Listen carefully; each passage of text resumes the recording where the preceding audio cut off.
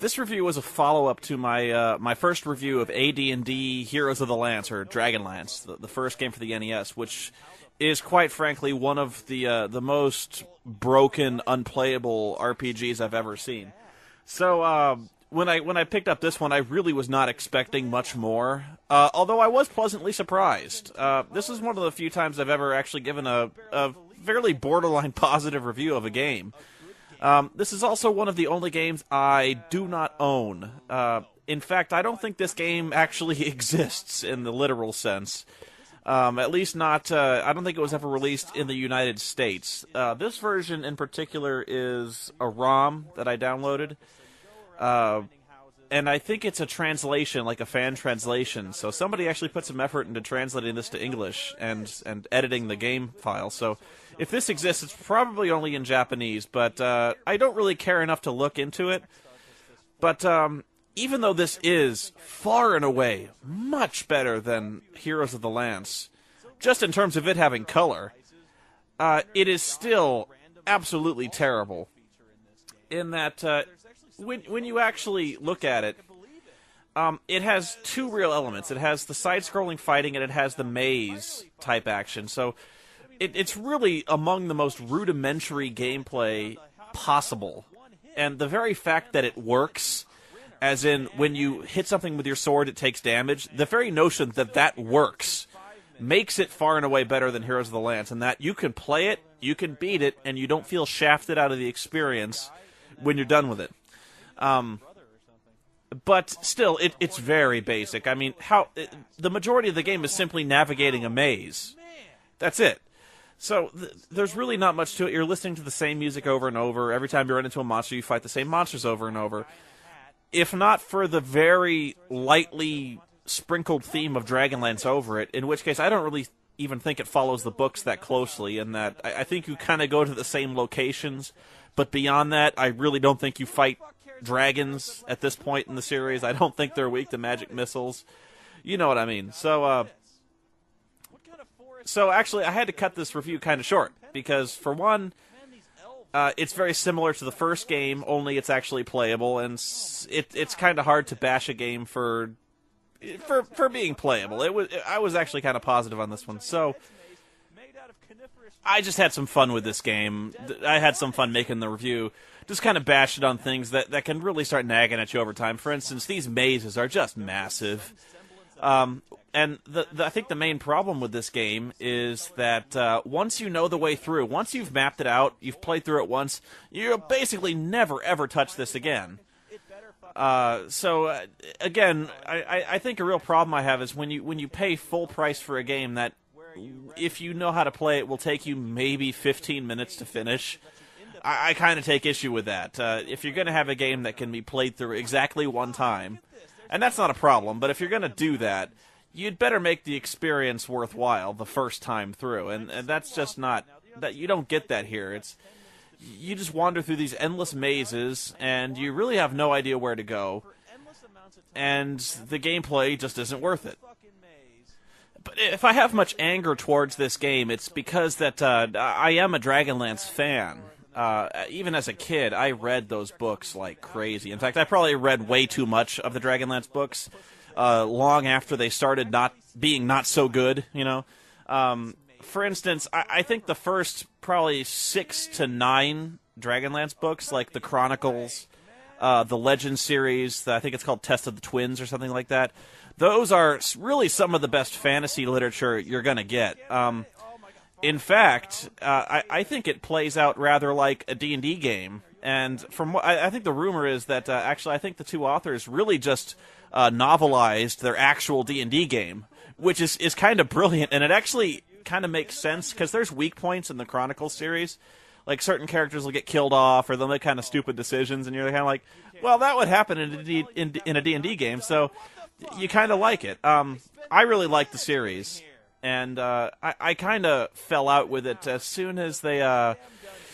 when did I stop reading the Dragonlance novels? It was, I think it was called The Fifth Age, when there was kind of a major upheaval in the game world where they tried to hand the reins off to a younger generation, kind of the second generation of heroes that were descended from the original line of heroes. Like, they all had children, or they all met new people, and, they kind of they passed the torch. The gods of the world left, and for me, it just became really, really boring. I didn't have the same emotional investment in those characters, and I just don't think I ever really gave it a chance.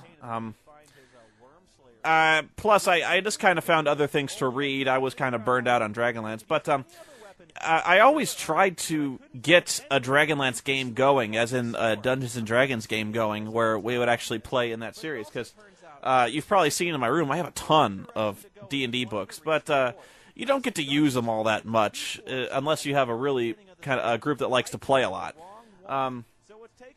So, when it comes to Dragonlance, people actually have a very negative opinion of that game, because I've never actually seen the Dragonlance game go well. I've DM'd a few, and I've played in a few, but the problem is that they don't really go well, because one person will invariably choose to play a Kender, and if you don't know what a Kender is, they're kind of like hobbits, only far more annoying, in that every Kender in the world is a raging kleptomaniac. They will steal anything. And I think the real problem is nobody knows how to play a Kender right, or at least none of the people who have played Kenders, who are attracted to playing Kenders, know how to play Kender right. In that they often have their characters stealing valuables from other party members. And while Kender will do that, they actually tend not to steal valuable things. Like, they don't tend to steal gold. They don't tend to steal jewels. They tend to steal, like, shiny odds and ends, like forks, silverware, little interesting pieces of lint, feathers, things like that. Shoelaces. So if they're ever going to steal stuff, it should be kind of annoying, but nothing valuable. So it would always kind of reach a point in these Dragonlance games where they would get really frustrated with the Kender for stealing gold and treasure, and there would just be arguments, and nobody would ever walk out happy.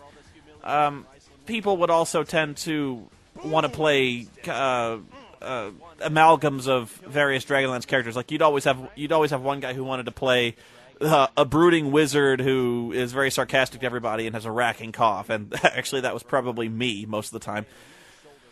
But they just never really went well. I don't think it's a very good setting, because it's a good novel series, but not a good D&D setting, because if you're not the main heroes, I don't think the game really focuses on you. It's the same reason why you rarely want to play a Lord of the Rings RPG, because unless you're actually dealing with one of the Rings of Power, you're not even peripheral to the story. You're just kind of sideshow, and nothing is really at stake. So it depends on when you're playing. When you've got the series set, if you're playing during the War of the Ring or afterwards, you got to have a DM who has a very clear idea of where he wants the story to go. And me personally have never been able to come up with a setting that really works for either Dragonlance or Lord of the Rings or stuff like that. So I tend to play in the more generic campaign settings, or I do my own homebrew setting where I have a much easier time making up a story for that. But that's a big special effect there. That was actually kind of daring special effects for me at the time. That's about the limit of my creativity when it comes to camera tricks, because once again, I set that all up myself, so that was more an editing trick, but whatever. But yeah, I do tend to play D&D a lot. I try to play it every week because I love playing it. Most of the time, I'm DMing. I don't know why. I guess I just have a really easy time coming up with storylines, and people tend to like it. So some people are cut out to be DMs, some aren't. I think I'm one of the lucky few who actually can keep gamers' attention, keep them focused. And I really like doing it. So and I really like reading fantasy novels. So I always have a fresh store of ideas up there. I haven't had as much time to play as I'd like to, because games can take up to 4 to 8 hours, especially when you're on a roll, and that's a big chunk of time to devote to anything. When you've got a lot of work to do, especially videos, because I've been throwing myself pretty heavily into videos lately, and you've got to really schedule a huge block of time out of your schedule. So when you see people playing D&D, you may consider them not having much of a life, but I consider them being very devoted to a hobby they love, because they've got jobs, they've got work to do too, and so if they're willing to devote that major block of time, you really got to offer them a special experience, and so that's why I take DMing seriously.